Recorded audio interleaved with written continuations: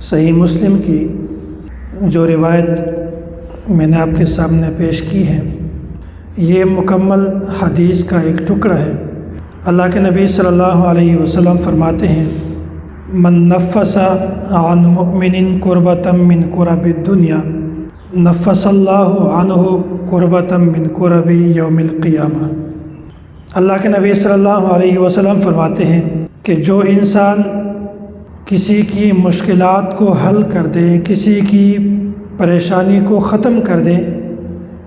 کسی کی بے چینی کو کم کر دے، تو اللہ تبارک و تعالی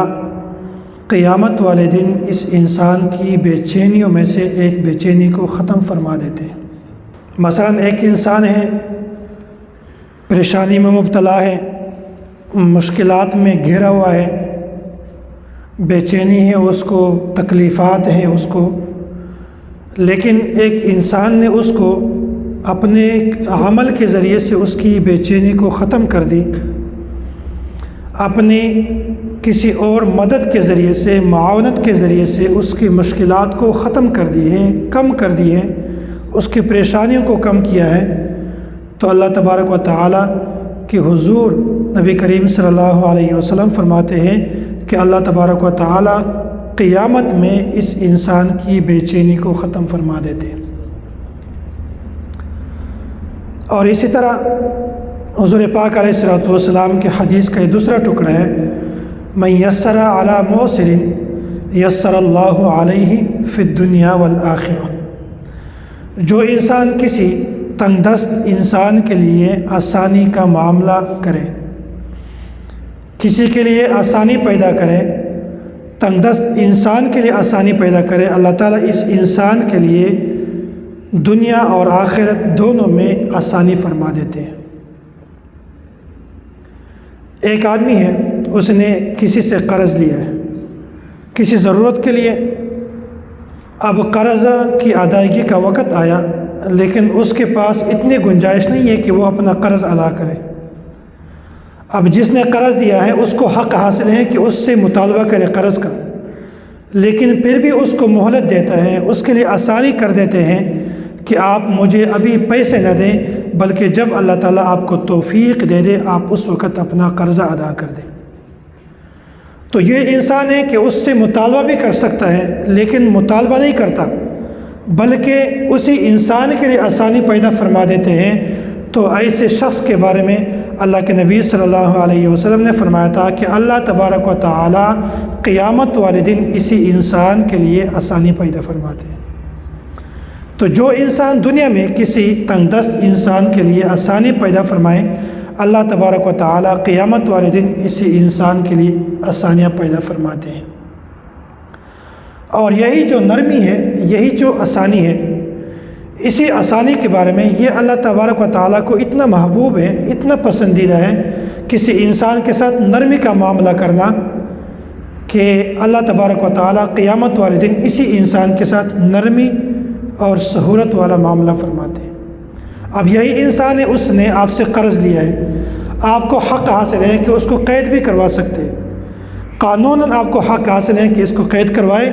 اور اس سے اپنا قرض وصول کر لے، لیکن آپ اپنا حق استعمال نہیں کرتے، بلکہ آپ ان کو سہولت دیتے ہیں کہ جب بھی اللہ تعالیٰ آپ کو توفیق دے دے آپ اپنا قرضہ مجھے ادا کر دے۔ تو اسی انسان نے دوسرے کے ساتھ نرمی کا معاملہ فرمایا ہے، اللہ تبارک و تعالیٰ قیامت والے دن اسی کے ساتھ نرمی کا معاملہ فرمائیں گے۔ اور یہ جو نرمی کا معاملہ ہے، یہ دو چیزیں جو ہیں، من نفس عن مؤمن کربۃ من کرب الدنیا نفس اللہ عنہ کربۃ من کرب یوم القیامہ۔ جس انسان کی بے چینی کو ختم کیا ہے، جس انسان کی پریشانی کو ختم کیا ہے، جس انسان کے مشکلات کو کم کیا ہے، اور دوسرا وہ انسان من یسر علی معسر یسر اللہ علیہ فی الدنیا والآخرہ، جس نے کسی تنگ دست انسان کو آسانی دی ہے، سہولت دی ہے۔ تو یہ دو کام تب ہو سکتے ہیں جب انسان کے دل میں مخلوق کی محبت ہو، جب انسان کے دل میں مخلوق کے ساتھ نرمی کا معاملہ ہو، صلہ رحمی کا معاملہ ہو، محبت کا تعلق ہو، تب یہ دو اعمال انسان کر سکتے ہیں۔ لیکن اگر انسان نے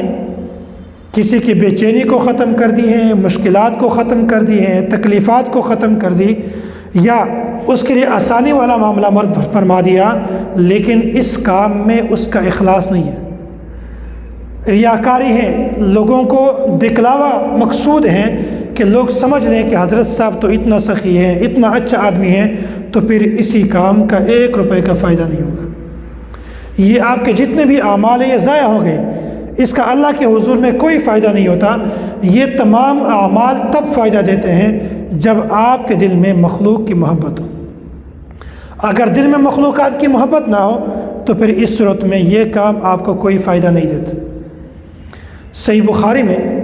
ایک روایت موجود ہے کہ گزشتہ انبیاء میں سے کسی پیغمبر کے دور میں ایک خاتون تھی،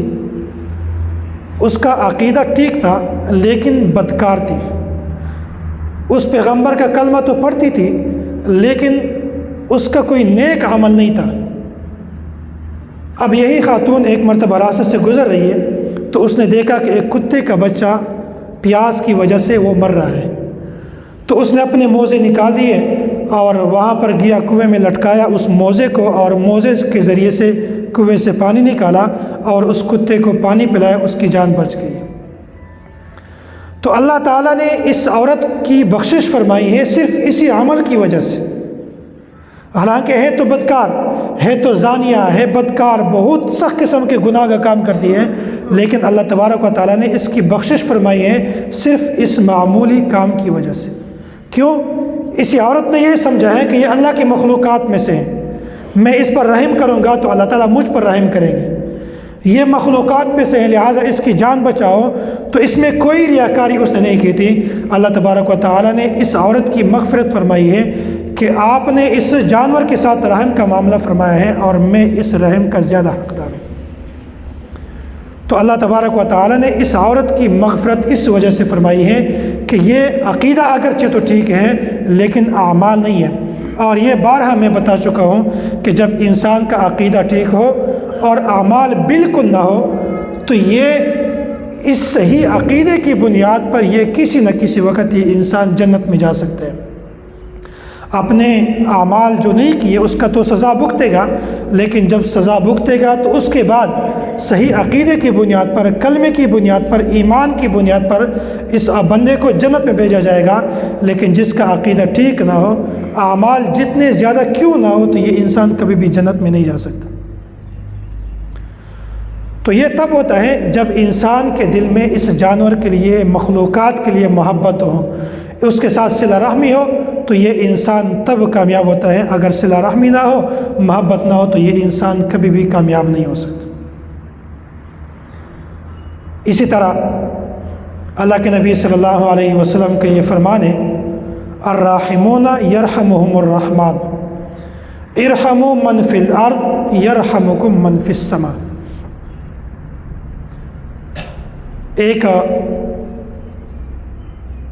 بزرگ تھا، یہ حضرت مفتی محمد تقی عثمانی دامت برکاتہم، انہوں نے یہ واقعہ نقل کیا ہے کہ میں نے اپنے استاد ڈاکٹر عبدالحی عارفی رحمۃ اللہ علیہ سے یہ واقعہ بارہا سنا ہے۔ انہوں نے یہ واقعہ نقل کیا ہے کہ ایک بزرگ تھا اور یہ بہت ہی نیک انسان تھا، متقی تھا، عالم تھا، مفتی تھا، مفسر تھا، فقیہ تھا، یہاں تک کہ یہ وہ کتابوں کے مصنف بھی تھے، تالیفات، تصنیفات کا کام کیا تھا، دعوت و تبلیغ کا کام کیا تھا۔ لیکن ایک دن اس کا انتقال ہوا۔ انتقال کے بعد لوگوں نے اس سے، ایک آدمی نے اس کو خواب میں دیکھا تو پوچھ رہے ہیں خواب میں اس سے کہ اللہ تعالیٰ نے آپ کے ساتھ کیا معاملہ کیا ہے؟ اب اس عالم نے، فقیہ، مفسر ہے، اس نے خواب میں بتا دیا تھا کہ اللہ تعالیٰ نے میرے ساتھ بہت اچھائی والا معاملہ فرمایا ہے، اللہ تعالیٰ نے میری بخشش فرمائی ہے، لیکن بخشش کا جو واقعہ ہے وہ عجیب قسم کا ہے۔ اس نے پھر پوچھا کہ کیا معاملہ ہے؟ تو اس عالم بزرگ نے کہا تھا کہ ہم نے تو یہی سوچا تھا کہ جب ہم اللہ کے سامنے پیش ہوں گے، اللہ ہماری مغفرت فرمائیں گے، تو ہم اپنے اعمال اللہ کے سامنے پیش کریں گے کہ یا اللہ، دنیا میں رہ کر ہم نے دین کا کام کیا ہے، ہم نے پوری زندگی درس و تدریس میں گزاری ہے، ہم نے پوری زندگی دعوت و تبلیغ میں گزاری ہے، ہم نے پوری زندگی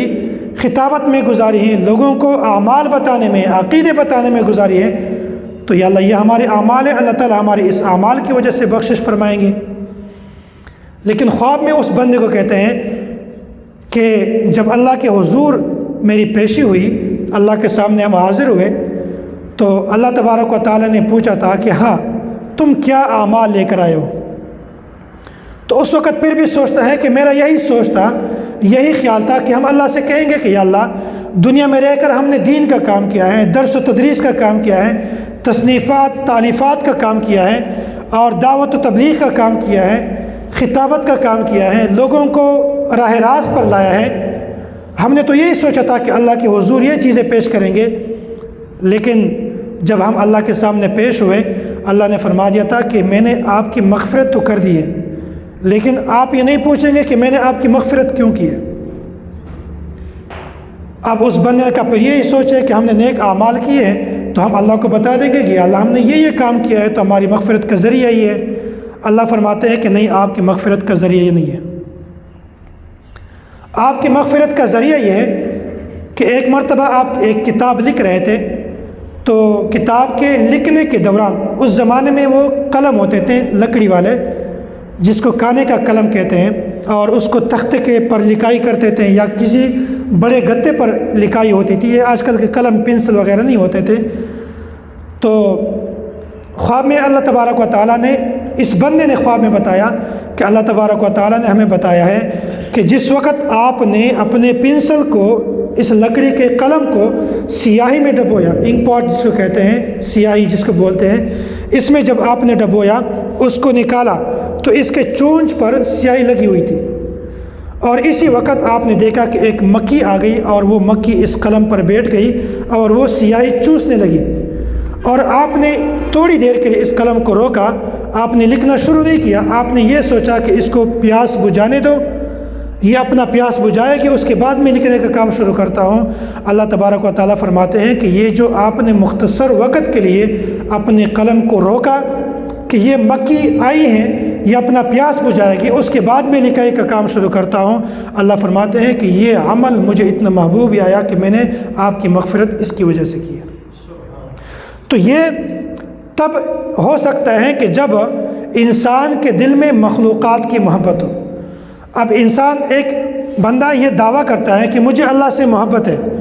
لیکن اس بندے کو مخلوقات سے محبت نہیں ہے۔ جب تک مخلوقات سے محبت نہیں ہے اس وقت تک ان کا یہ دعویٰ کرنا کہ مجھے اللہ سے محبت ہے، اس کا یہ دعویٰ کرنا بالکل فضول ہے۔ اللہ سے محبت کے لیے اللہ کے مخلوقات سے محبت کرنا یہ ضروری ہے۔ جب تک اللہ تعالیٰ کی مخلوقات سے محبت نہ ہو اس وقت یہ دعویٰ کرنا کہ مجھے اللہ سے محبت ہے، یہ دعویٰ کرنا بالکل فضول ہے، اس کی کوئی حقیقت نہیں ہے۔ تو لہٰذا خلاصہ کلام یہ ہے کہ جب بھی آپ معاشرے میں جاتے ہیں، ابھی ہمارا وفاق کا امتحان ختم ہوا، اب ہم کورس 12 دن کا کورس ہے، اس کے بعد پھر چھٹیاں ہیں، چھٹیوں کے بعد جب ہم گھر جائیں گے تو ہم دیکھیں گے کہ ہماری زبان سے کسی کو تکلیف نہ پہنچے، ہمارے ہاتھوں سے کسی انسان کو تکلیف نہ پہنچے،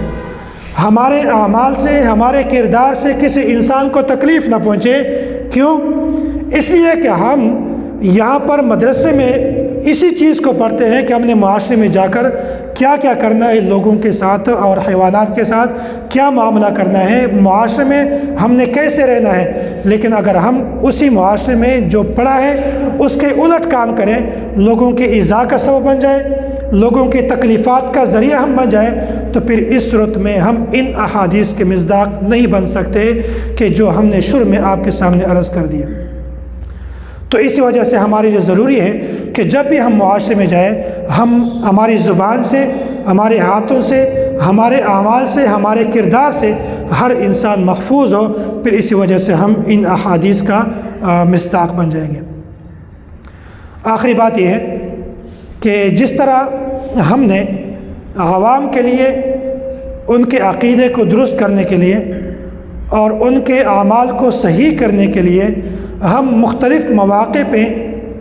جلسے اور اسی طرح مختلف قسم کے تقریبات کا انتظام کرتے ہیں،